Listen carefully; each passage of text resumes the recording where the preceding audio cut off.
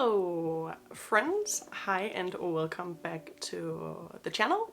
Welcome back to another wardrobe updates and welcome to the first video ever where I'm using the ring light I bought. My videos were getting consistently darker just because we're having some really dark days in Switzerland, so I hope this helps quite a bit. If I'm sounding a bit sick, it's because I am. I recently caught the thing that shall not be named, but recovering well and almost out of the woods, so it's all good. I added a few things as always, and then I want to talk about a few other things. I want to talk a little bit about color, my color scheme, minimalism in general, and then where I am with the whole Instagram thing. The first thing that I added this month is a jacket from Barber. Barber is a British country wear brand that fits in very well with this English country style that I mentioned in my last video that I feel like is starting to make an appearance in my personal style. Actually quite interesting that I started being interested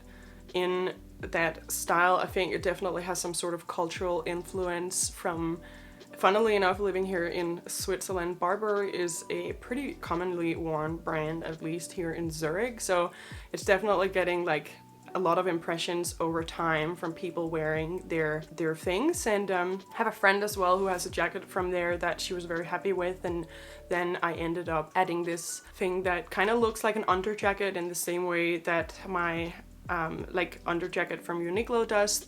The thing with this one is I just feel like it's much more beautiful on its own. I do usually wear it under my coat, like I throw my coat on top of it, but honestly I don't even need to. Again, it's pretty cold here in Switzerland. Right now it's hovering around 2 degrees and the jacket is actually warm enough in and of itself, which is so amazing. Usually when I wear like the Uniqlo down jacket, the under jacket under my coats, I mean it's warm enough, but I usually would wear like a sweater underneath as well, where with the new Barber jacket I really don't need to do that. Like it has this fleece lining and it's just so warm. I bought it in a navy to go with my new coat, and also because I feel like navy is definitely become like a real true neutral for me. The quality feels really nice, and yeah, I think it fits in very well with my style. Again, it does have this sort of like slight English country, but for some reason I feel like it really just work with my own more Scandinavian aesthetic. So I'm really happy with it. I've worn it a ton already. Let me check how much actually. Yeah, I mean I've had this for less than a month and I've worn it 15 days, and that's with quarantining for the past almost 10 days. So that is quite amazing. So usually this jacket is like 220 francs, but I got it as like right on the other side of Black Friday. Zalando here in Switzerland was having a lot of really large sales. Sometimes I don't understand how like they can do that. It's probably just because they like sell in so much bulk. I literally got this jacket for 118 francs, which for the quality, and like I don't even have to say that, it's just such a huge markdown. So I feel like I got really lucky. This is definitely something that I will be able to make a very great cosplay wear out of. Yeah, that one I have been really enjoying. Then something else that I bought that I also have really enjoyed is this top from Reformation. I received it right after we did my last wardrobe update, so I've had it for about a month now, and it's just another really beautiful, my version of the intricate top for the collection, which, you know, it's not that large, but I love the cut of it so much. It hugs me in all the right places. What I really love about the things that I own from Reformation, the top so far, is that they seem so delicate and like well tailored. You almost feel like it's something you really need to like look after, but they're just so sturdy. Whenever I wash one of my tops from Reformation, I'm always like slight concerned with how it's gonna come out, because it looks so, yeah, again, it feels so delicate, but it comes out perfectly every time. And this top I've been so pleased with. I feel like I am definitely someone who am more modestly dressed. I've actually been that for I think almost all of my life, but I'm starting to open up like the possibility of sometimes just showing a little bit of cleavage. I just feel really beautiful in this top. It's one of those things that is like special enough, but it still fits so well in with my style that it's not like a fantasy item that I want to get around to wear. Like I will actually wear it. Mostly I've worn it if like going out for a drink with a friend, but I have also just worn it going out for just a coffee or just like for going about my day. And yeah, I'm just really, really pleased with it. It's so beautiful. It's also one of their most famous tops. It's one of those pieces from Reformation that I feel like a lot of people own. It's a popular first choice, and for good reason.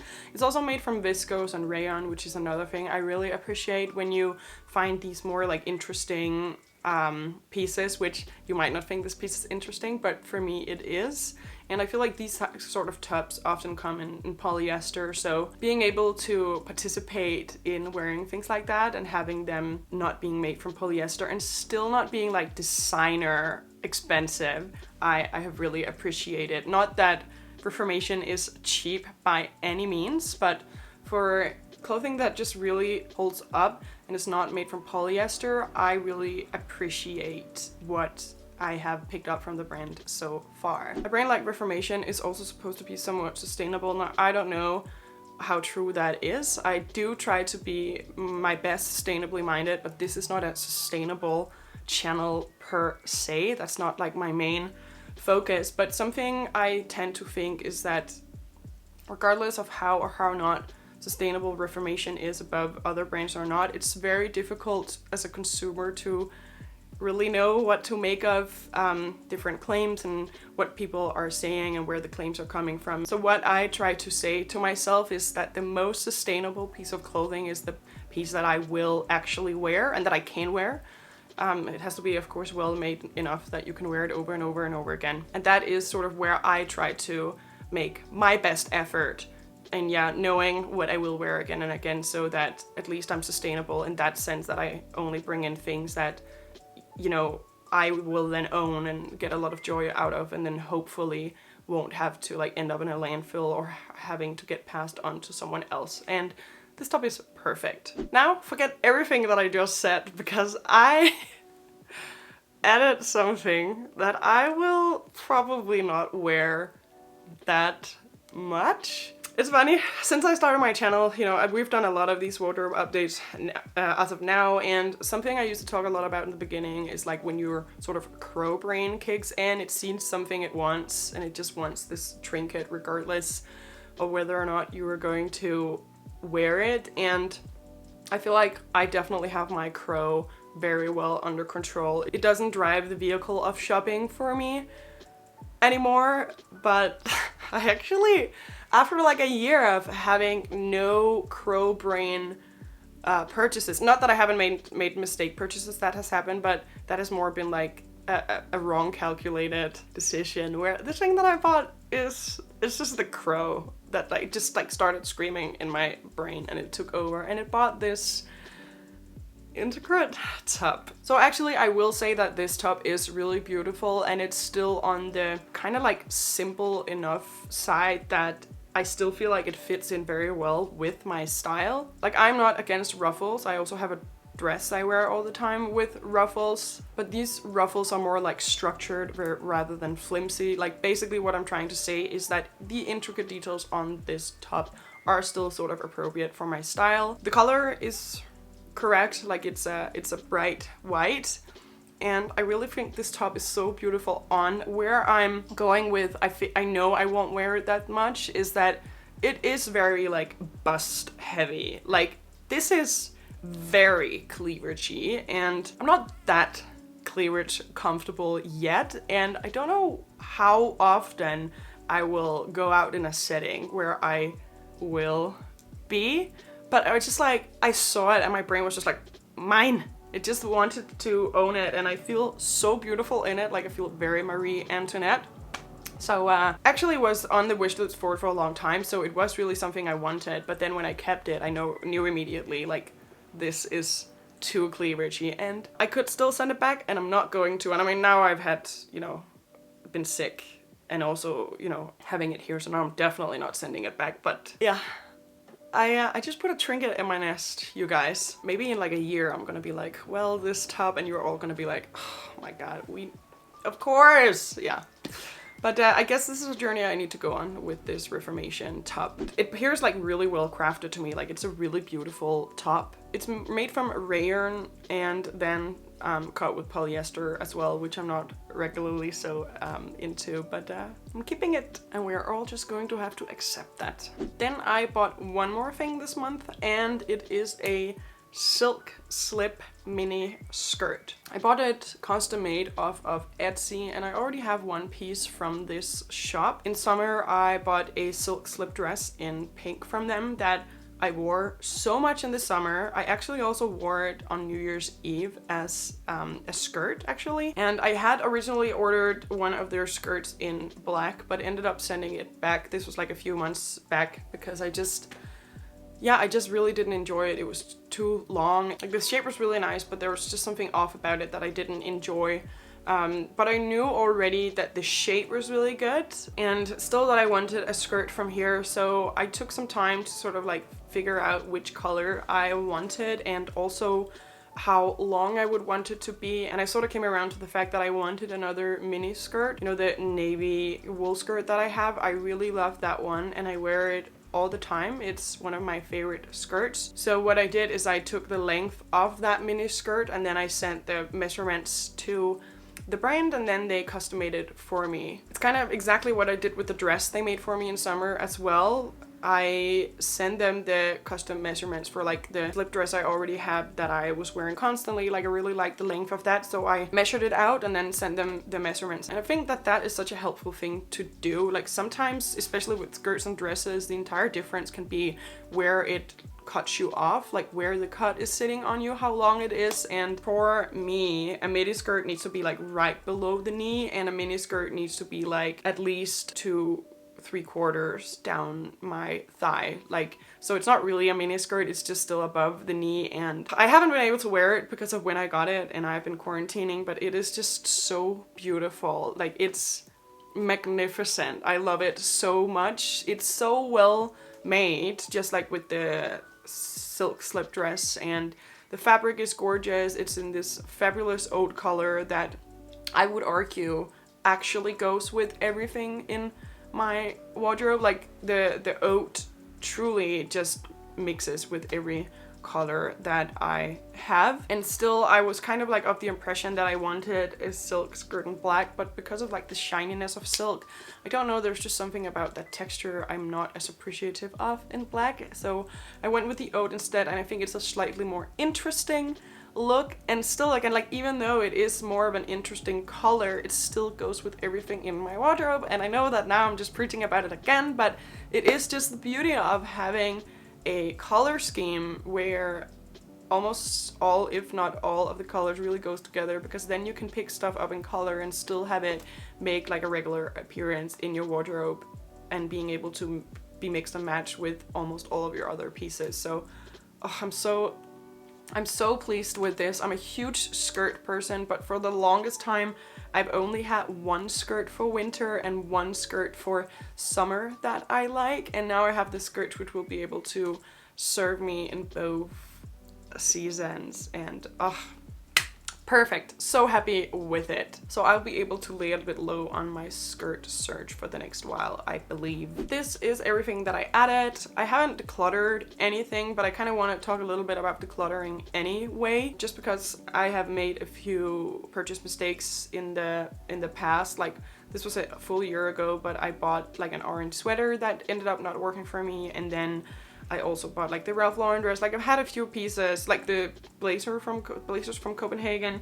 I've had a few pieces where I really meant well, but it didn't work out. And you know, now it's up to me to pass these on and find another owner or like sell them. And like the thing with decluttering is like, and also which is why I try now to think so much about what I bring into my life, it is that, I mean, first of all, it's a waste of your money, and you bring something into rotation that needn't not be, but also, oh my god, it's so time consuming to pass something on, make sure it gets like a new life, and doesn't just like end up, you know, in a landfill somewhere, and also get just some of your money's worth. Like I recently just put some things in my basement that is already up for sale. I have been for a long time, and I was just like, you know, there's no need to have it like anywhere near here because it hasn't sold for a while.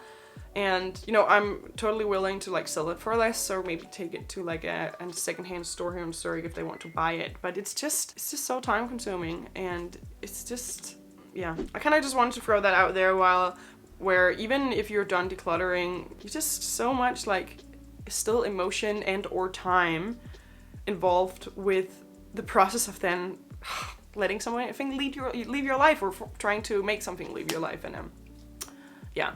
Anyway, that was just a short side note. The next thing I want to talk about is the color of my wardrobe. In my past video, I shared my color scheme, or do that quite often. My sort of finished color scheme contains this, like I recently changed the green, which we also talked about, and I changed it into this slightly more like khaki green. And then of course I have like the bright orange on the scheme as well. But a couple of people have pointed out that these two colors does not look so well with it doesn't look so great with the rest of the scheme. And like I could not agree more. It really throws off the harmony of my color scheme. I think the thing with khaki is that I know I look good in khaki. I have worn so much khaki when I was younger. Like literally Bordeaux and khaki was like my favorite colors when I was young. But the thing is, like, I'm not sure how well it fits in with some of the things that other colors that I have, and it's a very earthy color, but not necessarily in a way that I'm yet to try to work out with the rest of my wardrobe. So I actually decided on removing it entirely from my wardrobe, trying not to make it work and focus on the colors that do work. You know, I recently again got into navy, and I'm just realizing that, or I guess I knew this already, but blue is my power color for sure. I don't need green yet. I mean, I still have plenty of other colors than blue. I might again in the future add the green, but I'm ready to sort of like not make that part of my process right now. But I will say that the orange is going to stay, but I might consider removing it from this scheme because I use it so much like an accent color, you know. Like actually right now the only thing I have in orange is like the petals on my black Ganni slip dress. So I think I'll remove it from like the overall scheme and add it as like a little extra square, so like sort of like an accent color in the same way that gold is my accent color, just to like not mess with the harmony. But yeah, that's something I will be experimenting with, but letting go of green. And then if I want something green, I'll get a Scrunchie. Scrunchie World is like my safe haven. It's the place I let myself collect whatever I want in all the colors I want, which funnily enough kind of still ends up being not that many, only great quality things and only in the colors I appreciate. But this is a place where I've kind of like told myself, if you want something that's wacky and out of your regular thing, this is your safe haven. You may do with scrunchies whatever you like. Then another little thing I want to chat about just very shortly. In my last wardrobe updates I mentioned that I had been off of Instagram for a while, and now also a lot of new subscribers have joined us, and I haven't been on Instagram for a while. I just really needed a break, and actually turns out that has come at like the perfect time of my life. It has been so helpful not to have Instagram, and it really helped my ability to focus and take my mind off of not even take my mind off of something. It just means that there are so many things I don't have to like relate to that are not important to my daily living. And yeah, it's really helped me a lot. It was in the beginning, it was just the Instagram, but I just really changed this past couple of months how I've been using technology, and it's been very healthy. Like all of a sudden I'm reading a lot, and I'm able to, because you know, when this like short-term social media or other types of internet addictions can sort of like hijack your, or you just change your dopamine system, and it makes other things like almost painful to do, like stuff like reading, which is definitely something I dealt with,